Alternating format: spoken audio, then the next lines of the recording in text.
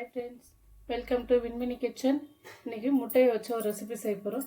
1 teaspoon வெங்காயம் போட்டிருக்கேன், 1 teaspoon தக்காளி, கொஞ்சமாக கொத்தமல்லி, 1 பிஞ்ச் மஞ்சள்தூள், பிறகு 1 முட்டைக்கு தேவையான உப்பு சேர்த்துருக்கேன்.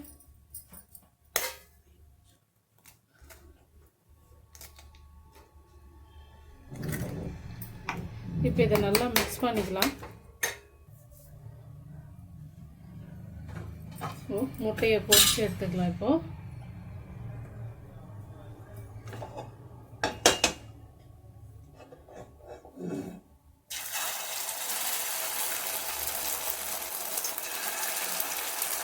ஏன்னா சென்டரில் ஊற்றினா பெருசாகிடும், அதுக்காக தான் நான் சைடில் ஊற்றி விடும். கேஸு ஃபுல்லாக ஸ்லோவாக இருக்குது.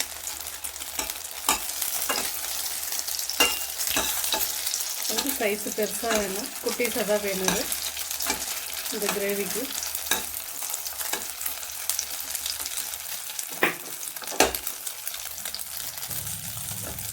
இதை இப்போ நம்ம திருப்பி போட்டுக்கலாம்.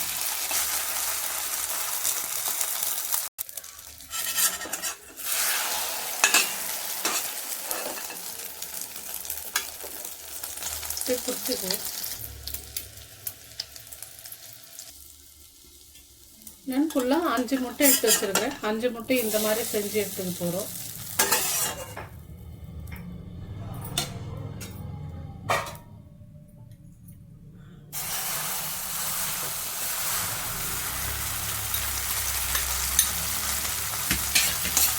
தள்ளி விட்டுக்குவோம் கிட்ட.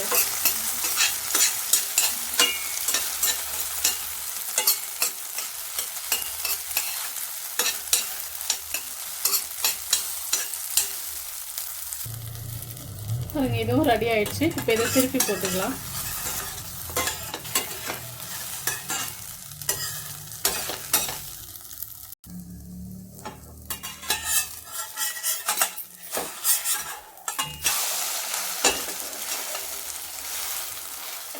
கேஸ் ஃபுல்லாக ஆன் பண்ணிக்கலாம்.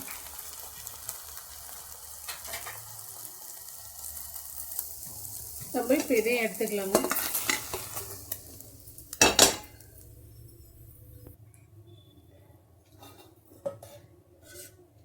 இப்போ எண்ணெய் சேர்த்துக்கலாம். 1 கரண்டி எண்ணெய் சேர்த்துருக்கேன்.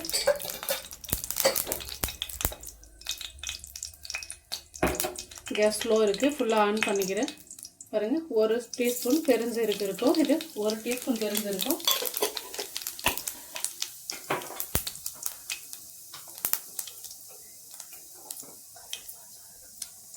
மீடியம் சைஸ் 2 வெங்காயம் பொடிசாக கட் பண்ணது,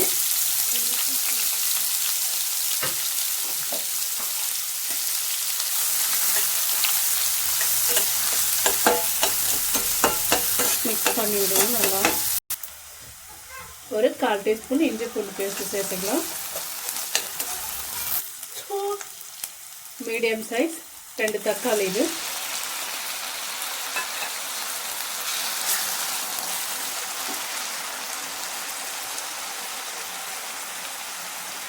ஒரு 1/2 டீஸ்பூன் உப்பு சேர்த்துக்கிறேன். இது கரெக்டாக இருக்கும்.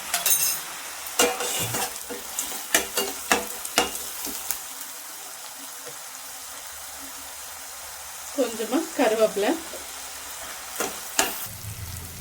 பாருங்க, வெங்காயம் தக்காளி எல்லாம் நல்லா வதங்கிடுச்சு. எண்ணெய் பிரிஞ்சு வர அளவுக்கு வதக்கிட்டோம். இப்போ 1 டீஸ்பூன் குழம்பு மிளகாத்தூள், ஒரு 1/2 டீஸ்பூன் சேர்த்துக்கிறேன் நான். இப்போ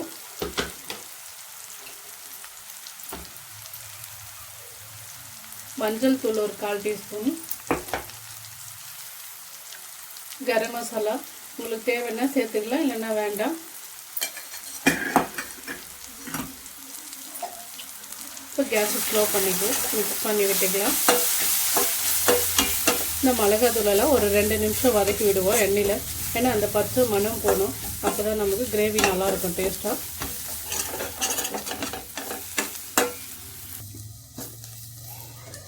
இப்போ தண்ணி சேர்த்துக்கலாம். இல்லை 1 கிளாஸ் தண்ணி சேர்த்து போகிறேன் நான். இப்போ பார்த்துட்டு சேர்த்துக்கலாம். கேஸ் ஃபுல்லாக ஆன் பண்ணிக்க போகிறேன். நான் தண்ணி திரும்ப கொஞ்சம் சேர்த்துக்கிறேன். கிரேவி கொஞ்சம் திட்டமாக வேணும், ரொம்ப கட்டியாக வேணான்ட்டு சாதத்தோடு சாப்பிட்றதுக்கு. பாருங்க, இதில் 2 டம்ளர் தண்ணி சேர்த்துருக்கேன். இது இப்போ கொதிக்கிட்டோம் ஒரு 5 நிமிஷம். இது ஒரு 5 நிமிஷம் கொதிக்கிட்டோம், அப்புறம் பார்க்கலாம். இப்போ திறந்து பார்க்கலாங்க. பாருங்க, நல்லா கொதிச்சிச்சு, எண்ணெய் பிரிஞ்சு வருது இந்த ஓரெல்லாம். இந்த டைமில் நம்ம அப்போவே ஆம்லேட் போட்டு வச்சிடலாம். அதெல்லாம் புட்டு வச்சுருக்கேன், நல்லா பிச்சு பிச்சு வச்சுருக்கேன். இங்கே பாருங்கள், சின்ன சின்னதாக இந்த மாதிரி 2 ஆம்லேட்டுக்கு மஞ்சள் தூள் போட்டு செஞ்சேன், 2த்துக்கு மஞ்சள் போடாமல் செஞ்சுருக்கிறேன். பாருங்கள், ஆம்லேட் போட்டு எல்லாம் இந்த மாதிரி பிச்சு வச்சுருக்கேன். இப்போ இதை குழம்புல சேர்த்துக்கலாம். இது சாதத்தோட, சப்பாத்தியோட, இட்லி, பூரி எல்லாத்துக்கும் நல்லாயிருக்கும் ஃப்ரெண்ட்ஸ். இப்படி போட்டுட்டு இதை ஒரு 5 நிமிஷம் கொதிக்க விடலாம்.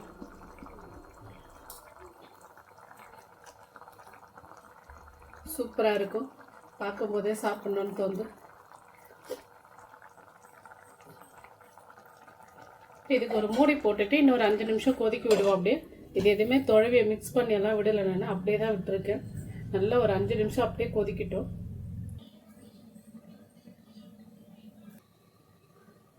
இப்போ திறந்து பார்க்கலாம். ஒரு 5 நிமிஷம் ஆயிடுச்சு. பாருங்க, சூப்பராக கொதிச்சுட்டு இருக்குது. நல்லா திக்காக நல்லா இருக்குது கிரேவி பார்க்கவே.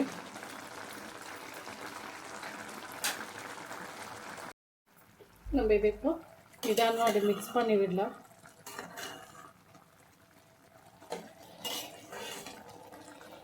செம்மையாக இருக்குது பார்க்குறதுக்கு. அவ்வளோதாங்க, குழம்பு தயாராகிடுச்சு.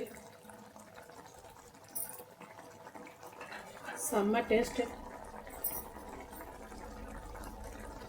சாதம் இல்லை, சப்பாத்தி ஏதாச்சும் இருந்தால் செம்மையாக இருக்குது. இப்போ இதுக்கு லைட்டாக நான் கொத்தமல்லி தூவி விட போகிறேன். அவ்வளோதாங்க, பிச்சு போட்டு எக்கு கிரேவி ரெடி ஆகிடுச்சு. ஃப்ரெண்ட்ஸ், வீடியோ பிடிச்சிருந்தா லைக் பண்ணுங்கள், ஷேர் பண்ணுங்கள், சப்ஸ்கிரைப் பண்ணுங்கள் ஃப்ரெண்ட்ஸ்.